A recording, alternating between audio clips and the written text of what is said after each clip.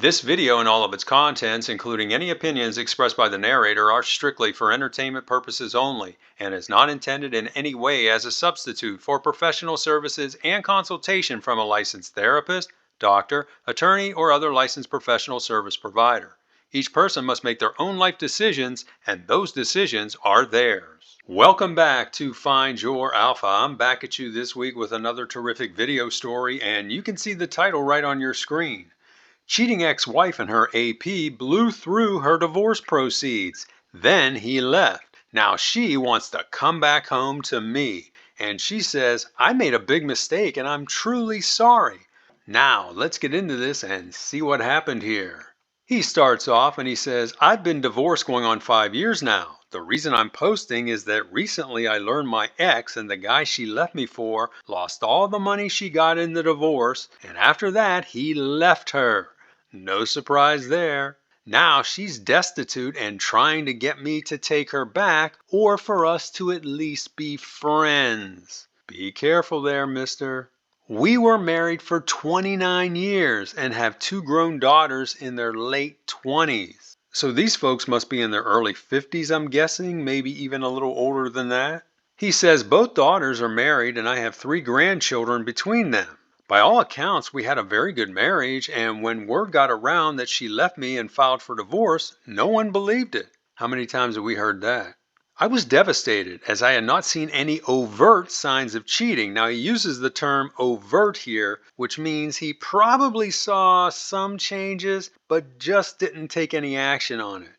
I'll be the first to admit our relationship wasn't what it was when we were first married, but it was still very good. We were best friends and I thought our love life was damn good too. It was for me anyway, but I guess she didn't feel the same. Now listen to this. One day I came home from work and she met me at the door and said we had to talk. She then told me she had been in a relationship with another man for the past 5 months and she was in love with him. I honestly thought she was joking at first, but when I realized she meant it, I broke down and went into shock. Now I can understand that in this case. This guy's been married for 29 years. He's thinking everything is fine, it's great. Then he comes home and his wife lays this on him. She had been working with an attorney for weeks and presented me with divorce papers right there. I threw the papers on the floor and begged her to talk to me, but she refused and was very matter-of-fact and cold to me.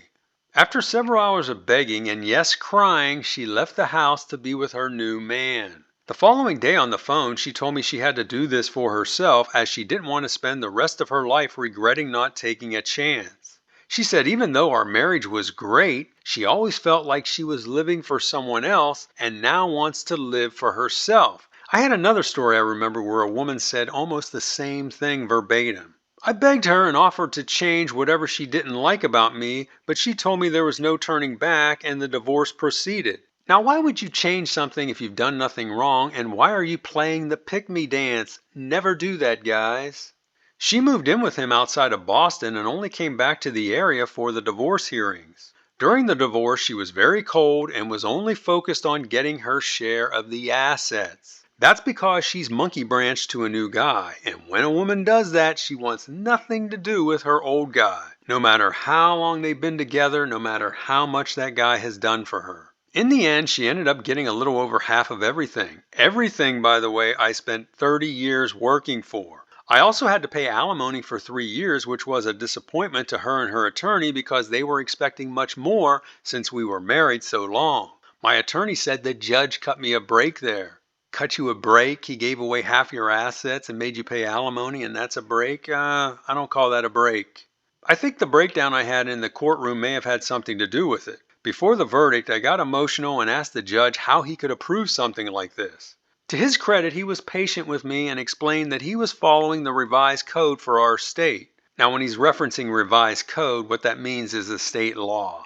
He said in our state, either partner can leave the marriage at any time and anything accumulated during the partnership gets split. It's as simple as that. He told me infidelity doesn't matter and he doesn't even consider it in his decision. So they're obviously in a no-fault state where you can just tap out at any time. The OP says, it was then I realized marriage was just another business deal and I didn't read the contract before signing. And most people don't because they think those feelings they have in those early stages of a relationship are going to last forever. Now, we're at a point in this story where I want to remind you, if you like what you've heard so far, be sure to hit that like button right now. That will help out the channel tremendously and also help get this video seen across the planet. Now, let's go on with the story. In the months leading up to the divorce and for the year that followed, I had numerous mental breakdowns and almost didn't make it. I lost 25 pounds, which wasn't a good thing as I've always been very thin. This landed me in the hospital for 4 days due to malnutrition and severe hydration. I think he meant dehydration, which started to impact my kidneys. That's not good, and guess what? She's not worth it. The only thing that kept me going were my daughters and grandchildren. Their husbands were pretty good too. If not for them, I wouldn't be here today. That health scare was a wake-up call that changed my life and brought me out of the funk I was in. I was reborn at that moment. And sometimes it takes something like that, like a health scare or something like that, to snap someone to their senses. After this happened, my daughters cut all ties with their mother, as did the rest of my family. Why didn't they do that before? At the time, my ex was so love blind, she really didn't seem to care all that much. She and her new love were off taking cruises or living it up at Wynn hotels in Las Vegas and Boston, posting hundreds of pictures of the two of them online. So they're really living the high life because if you've ever been to the Wynn Hotel in Las Vegas or any of these other cities, it's very expensive. After getting out of the hospital, I threw myself into my job to take my mind off things. That's paid off big time for me, and I've been promoted twice since. I can now say that I'm fully recovered mentally from my divorce and have rebuilt almost 2/3 of the assets my ex received. I feel better now than I did 20 years ago. Well, good for you, that's great. So fast forward to a few months ago when out of nowhere I found out that my ex is back in town. Initially, she told everyone she and her lover grew apart and decided to go their separate ways, but later it was revealed they had burned through all her settlement money, and once that was gone, he was gone. So probably what happened here is you had this bored housewife and somehow she gets connected to this guy who she thinks leads this exciting life, and then she latches on to him. Meanwhile, all he wants is her money and to live it up with her, and then once that was gone, so was he. Left broken alone, she decided to come back home and beg for mercy. My daughters started speaking to her primarily for the grandchildren, but they have little to do with her beyond that. I don't have an issue with this, as after all, she is their mother. As for me, I haven't seen or spoken a word to her in 3 years. Well, I think that's smart on your part. Initially, I did this out of pain avoidance, but now I don't care one way or the other. So he's obviously gotten to a point of indifference, and that's good. All I know is I don't want anything to do with her. Shortly after coming back, she wrote me a multi-page letter of apology, telling me how wonderful I am and how wrong she was. So she treated him like shit. She didn't want anything to do with him once she found her new love. But once that all crumbled and fell apart, now she's coming back on her knees begging her ex-husband. Never fall for that, guys. She said she hoped one day I could forgive her and we could be friends because she misses me so much. No, friends like that you definitely don't need. At least that's what she said in the letter, but in private conversations with various people, she's told them what she really wants is for us to fall in love again and get remarried. Of course she does, because guess what? Her comfortable life is gone. My daughters told her they don't want that, and if I did that, they'd stop talking to me. Well, good for them. Your daughters sound very based. Her parents understandably would like to see that happen as she's back living with them. Now imagine that this woman who's probably in her 50s is back living with her parents who are probably in their late 70s or early 80s. Boy, you really screwed up, lady. Actually, she lives in a small garage they converted into an efficiency apartment where her grandparents lived out the final years of their lives. So she's living in an in-law suite. The OP says she might end up doing the same, as I doubt she'll ever be able to afford a place of her own in this area. Actions have consequences. Having spent every dime she got in the divorce, she was forced to get a job for the first time in 30 years. Well, maybe you should have made her get a job when you were married after she raised the kids. Then she wouldn't have had all this time on her hand to go running around with another guy. She's working an entry-level job in the records department at the university. It doesn't pay much, but she does have good health insurance. She had to sell her car, so her parents end up taking her back and forth to work. So again, here's this older woman, and she's totally relying, it sounds like, on her parents. Her parents are probably thinking, what the hell's wrong with you? How could you have done something like that? Looking back now, what really irks me is how she blew through her settlement money. It wasn't millions, but it was substantial. That's money I could have given to my daughters and grandchildren and made their lives easier, but instead she spent it living the high life for a few years. Now she's likely to spend the rest of her days alone and barely scraping by. Well, that was her choice. That's for her to deal with, as I will not be part of her redemption process and will do everything I can to avoid contact with her. What I'd say to anyone thinking of marriage is read the fine print before signing the contract. In many places, it's no longer a bond of holy matrimony, it's just a basic business contract. And that's the end of his story. And as you can see, this was a very short story, but I think it was a very good one to cover because there's a lot of learnings from this story. And to that end, I now want to cover what I think are the morals of the story.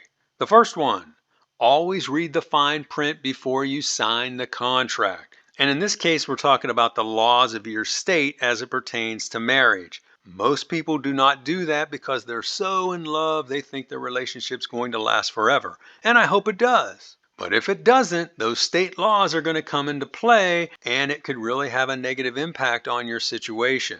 Next, don't build your whole life around someone or something. And again, I've said this on previous videos, don't put all your eggs in one basket. Now, I don't mean if you're married, you want to have relationships with multiple women. I'm not talking about that. But what I'm saying in a case like that is if you are married, don't build your whole life around your wife. Because if something happens there and she does something like this woman, then you're going to be crushed like this guy was, and he almost lost his life because of it. Next, don't ignore changes in behavior, even the subtle ones. He mentioned she had no overt signs that anything was going on. Again, using that adjective, overt, leads me to believe that she had some changes, but he just didn't take them seriously. Next, never do the pick-me dance. Once a woman has cheated on you, and I'd say this to a woman, once a guy has cheated on you, do not do the pick-me dance. I know that's human nature to do it, and especially in this guy's case where he was married for 29 years and obviously built his whole world around this woman, but you never do that because it never works out well. Next, once a woman monkey branches, she'll want nothing to do with her ex, and this is a prime example of that. Once she found that new, exciting lover, she didn't want anything to do with her husband. And remember, she didn't even want much to do with her kids because he said she only came back to town for the divorce hearings. So she was shutting everyone out because she was so love-struck. And unfortunately for her, the rest of her life doesn't look all that bright. Meanwhile, if she wouldn't have cheated and stayed in the marriage, they could have lived happily ever after, as they say. Next, don't offer to change if you've done nothing wrong. I've read this in a number of these postings out there where guys say, I tried to do everything. I offered her the world. What did I do wrong? Never do that. If somebody cheated on you, it's not that you did something wrong. It's that they did something wrong. And finally, your mental, physical, and financial health should be your top priority. As they say when you get on an airplane, make sure you put your mask on first before you help others. That's because if you don't take care of yourself, you're not going to be able to help anyone else. So remember that, folks. And those are my thoughts. And now I'd like to hear from you.